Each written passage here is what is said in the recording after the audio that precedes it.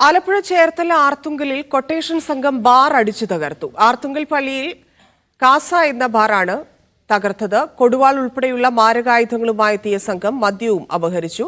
സംഭവത്തിൽ ഒരാളെ ആർത്തുങ്കൽ പോലീസ് കസ്റ്റഡിയിലെടുത്തു.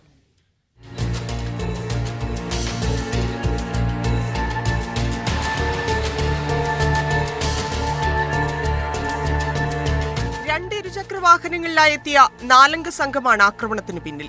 ബാറിനകത്തേക്ക് കൊടുവാൾ ഉൾപ്പെടെയുള്ള മാരകായുധങ്ങളുമായാണ് ഇവർ എത്തിയത്. ഇന്നലെ രാത്രി 8 മണിയോടെയായിരുന്നു സംഭവം. മാരകായുധങ്ങളുമായി എത്തിയ ഇവരെ കണ്ട് ജീവനക്കാരും ബാറിലെത്തിയവരും ഭയന്നോടുന്നത് CCTV ദൃശ്യങ്ങളിൽ കാണാം. മുണ്ട് ധരിച്ച ഒരാൾ ഉൾപ്പെടെ 2 പേരാണ് അകത്ത് കയറിയത്. ഇവരുടെ മുഖം മഫ്ലർ ഉപയോഗിച്ച് മറച്ചിരുന്നു.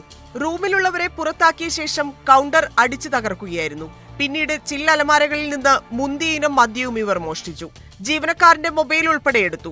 1.5 ലക്ഷം രൂപയുടെ മദ്യവും മറ്റ് നാശനഷ്ടങ്ങളും ഉൾപ്പെടെ 3.25 ലക്ഷം രൂപയുടെ നഷ്ടമാണ് ഉണ്ടായതെന്ന് ഉടമ ചള്ളിയിൽ സ്വാമിനാഥൻ പറഞ്ഞു. മോഷണമാണ് ലക്ഷ്യമെന്നാണ് കരുതുന്നത്.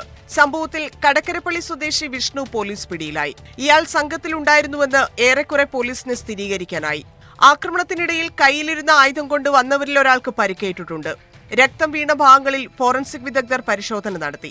സംഘത്തിൽ കാപ്പ കേസ് പ്രതികൾ ഉൾപ്പെടെയുള്ള സാമൂഹ്യവിരുദ്ധ സംഘമാണെന്ന് പോലീസ് വ്യക്തമാക്കി. മീഡിയ 1 ആലപ്പുഴ.